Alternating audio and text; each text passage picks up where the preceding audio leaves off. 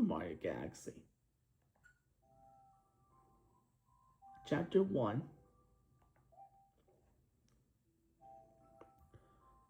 Our story begins a very, very long time ago with a young girl. One day, this girl spotted a rusted spaceship holding a small star child. What's your name? Are you lost? The girl asked the star child. I'm Luma and I'm waiting for Mama. She's coming for me. On a comet, said the star child, who had been waiting day and night. Don't worry, I will wait with you, the little girl promised Luma. At nightfall, the little girl brought her father's telescope and peered into the sky. She looked and looked, but she saw nothing. Hours turned into days and then years, but still the sky revealed nothing.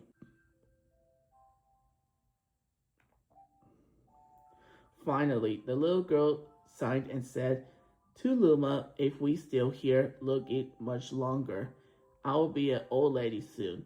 But then she had an idea. Why don't we go out there and find your mother ourselves?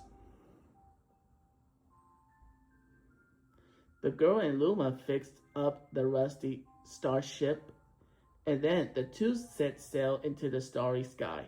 And this is how the search for the Colito mother begun. Chapter 2, Starbits. Days passed with no sign of the comet or even a single planet. Instead, asteroids extended for as far as the eye could see. If I had known it was going to take this long, I would have picked more gem, said the little girl above the rumble of her belly. Before they left, she had picked all the details: telescope, butterfly net, stuffed bunny, bread, milk, jam, and apricot flavored tea. But I forgot to bring water. At this, Luma burst into gales of laughter and the girl began to pout. As long as I have star bits, I will be fine, said Luma. Want some? The little girl couldn't stay mad after hearing this. Luma continued to laugh and the girl couldn't help but join in. All right, maybe just a nubble. Laying far out of the ship, the pier began to collect star bits. With the girl's net, they almost fell out for a few times, but they kept on collecting. The star bits taste like honey. Chapter 3, The Comet. A beam of light pierced through the ship's window, thinking it was the morning sun, and the girl peered through the window only to find a turquoise blue comet slamming at her. The little girl shook the sleeping Luma awake and shouted, exactly, we have to get to that comet.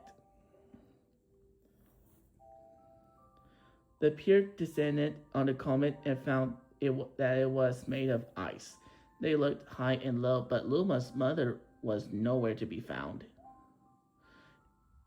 Exhausted, the little girl sat down with a flop your lie, unable to take other step. Look.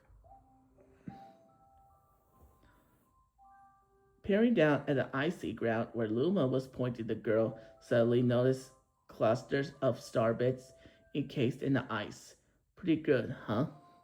Finding star bits is my specialty, said Luma, blooming.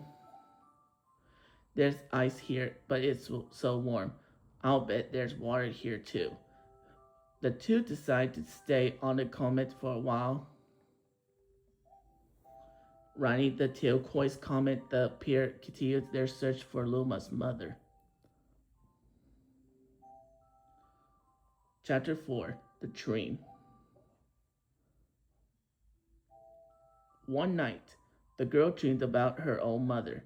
Where are you going? She asked. Her mother's retreating back. Without turning, her mother replied, don't fret, dearest. I am not going anywhere. I'm always watching over you, like the sun in the day and the moon in the night. A wave of sadness washed over the girl. What about when it rains and I can't see the sun or the moon? Her mother thought for a moment before responding. I will turn into a star in the clouds and wait for your tears to dry. When she awoke, the girl's face was dumb with tears. You have star bits in your eyes, said Luma to the girl. Waving her face, the girl replied, these are tears, not star bits. I am crying because I'll never see my mother ever again. At this, Luma began to cry too. Mama, oh mama, wah.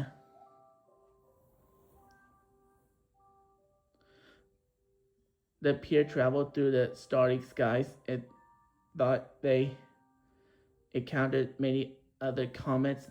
Not one of them hailed Luma's mother. Luma was disbanded. Now, Luma, the rain clouds won't go away if you keep crying, the girl said. Giving Luma a squeeze, I will give you a present if you stop. The girl closed her eyes and said gently, I'll take care of you. With these words, she felt a small spark in her heart. Chapter 5. Home.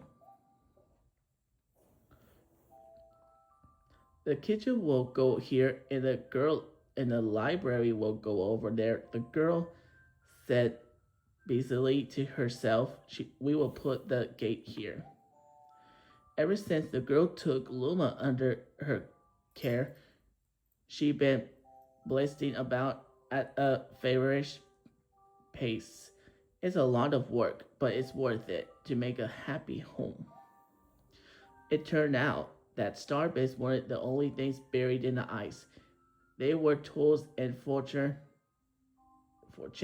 unlike any they had ever seen, and the girl used them to build a home. Looking at the complete house, Luma remarked, don't you think it's awfully big for just the two of us? With a library, bedroom, kitchen, fountain, and gate, it was certainly spacious, but still something seemed to be missing. If only my father, brother, and mother would hear, the girl said wistfully. Indeed, the house was too large for its two small residents. That night, clowning her favorite stuffed bunny close to her heart, the girls fell asleep in a starship. Chapter 6. Friends. Then one day, while the girls sat sipping tea, a tiny apricot colored plant appeared on a hyzer. From the plant, other Luma of the same color emerged. Do you two know each other? The girl asked. The two Lumas gleefully despite the girl's excitement. They seemed uneasy. The two Lumas neither drew closer nor backed away from each other. Instead, they just stared. Then one Luma broke the silence. My mama. At once, the apricot Luma parroted back, my mama, my mama, my mama, my mama. The two Lumas began to dance around the girl physically, and neither showed any sign of stopping. The girl was so charmed by these adorable scenes that she couldn't help but laugh. And that's when something very strange happened. Suddenly, more lumas began to pop out from the apricot plant. They were different colors, but they all shout the same thing: my mama, my mama. The sight of all the shouting lumas only made the girl laugh harder. What am I going to do with all these children? The lumas just stared blankly as she doubled her laughing. I guess we will have to name each and every one of you. Tomorrow, once she had finished naming them all, she would begin moving all the lumas into the new house. Chapter 7: The Telescope. After seeing their 100th comet, a sudden thought popped into the girl's head. I wonder if my home planet is still as blue as it was. That's when she remembered her father's telescope.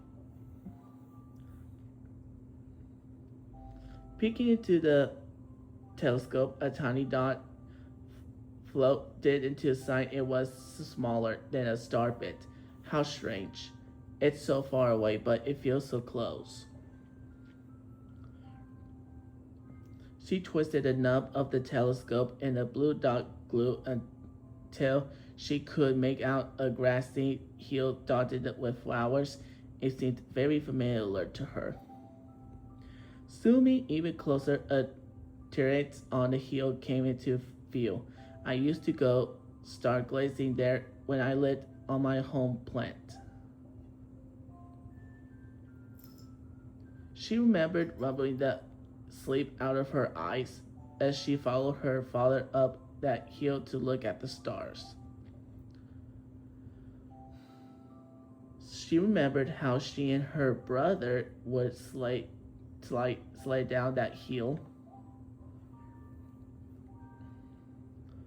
She remembered having picnics with her mother on that hill on bright and windy days. And I want to go home. I want to go home right now. The girl burst into tears, and the Lumas didn't know what to do. I want to go home. I want to go back to my house by the hill. I want to see my mother. The girl was shouting now at her face, white with tears. But I know she's not there. I knew all along that she wasn't out there in the sky because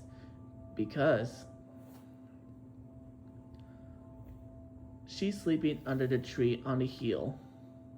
The girl's cries echoed through the stars and a hush fell over the area. Chapter 8: The Witch.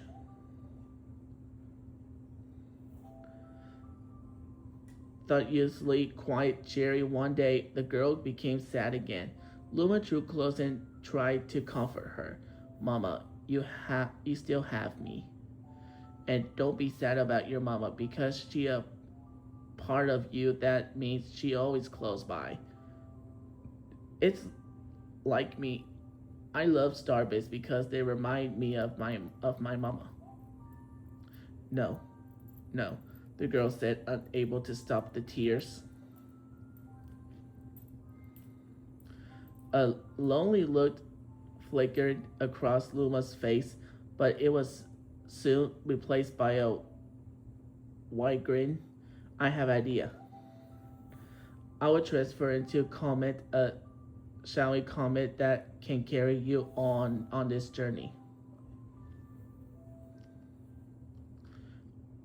With that, Luma trailing bands of white soared high into the sky and just as quickly started to plummet back down.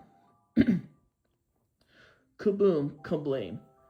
The ground shook and a bright light peered out of the crater that the Luma had created. The bands of light twisted together to form a comet tail. And then Luma entered rebirth. were born as a comet. The girl could scarcely believe her eyes. But how? She kept asking. Our destiny as Luma is to transfer into different things, said a red Luma who had suddenly appeared stars, comets, plants. We can become all of these things. When I grow up, I want to become a star that makes someone special smile, said a green Luma. A blue Luma jumped in. That Luma turned into a real cutie of the comet, didn't he? All of the Lumas together said, "No more crying, Mama." "Thank you," said the girl in a whisper, and she pulled the Lumas close and hugged them. From that day on, starbits no longer fell from the girl's eyes. The comet sent forth for the girl's home plant its long tail blazing proudly behind it. Final chapter: Family. With its many lumas and telescopes, the comet was quite a sight to behold. The girl and the lumas were proud to call it home. At a welcoming party for a new luma, the girl gathered everyone in the kitchen and said in a louder voice than usual, "All right, everyone, let's make a cake. A cake sprinkled with star bits. Then it will be a star cake." The lumas exactly began to gather the ingredients. As she watched the Lumas scare about, the girl smiled and thought to herself, "This is my family now, and I will stay with them until they are ready to leave the nest. And when they do leave, I'll see them off with a smile. Because that's what makes a mother happiest." That night, when the girl lay down to sleep, a soft light enveloped her and she reminded her of the blue planet she once called home. But it would be nice to return home once every 100 years to nap in my favorite sleepy nook. The comet carrying the Lumas and the girl continues on its journey to this very day, with more family members and told that can be counted. It said that the comet visits the girl's home planet at once every 100 years. Its proud white tail glittering in the sky. The end.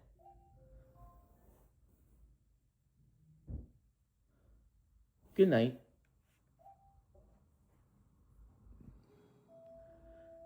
Thought it was time to sleep. The Lumas were so excited that even a bedtime story couldn't calm them down. What's this new world gonna be like? I hope it's water in the last mama. I'm scared. Can I sleep in your bed? The girl picked up her guitar, sat on the bed, and began playing out a lullaby. The Lumas surrounded her, choosing for the best spots to hear her play. The calming tones of the music echoed through the bedroom, and Beak wanted them to sleep. "Good night, my dears." But the once noisy Lumas had already slipped into the world of dreams. The girl placed the guitar near her pillow and then lay down on the bed. The girl would soon join the Lumas in their slumber as the comet traveled toward planets on journeys on their own. When next they woke, they would continue their search for the birthplace of the Lumas. As the girl tripped off to sleep, she thought It's so exciting to meet new people. It can be a little scary, but that's part of what makes it fun. Greeting old friends can be just as exciting. Maybe next time I will visit an entirely new world. Goodbye to these we meet on this journey. I will cherish the memories forever. And to these we will meet on the next journey. Hello. May the stars shine down on you. Good night. With the Lumas and the girl on board the comet hurtling through the starry skies, chasing the light to the new journey. The end.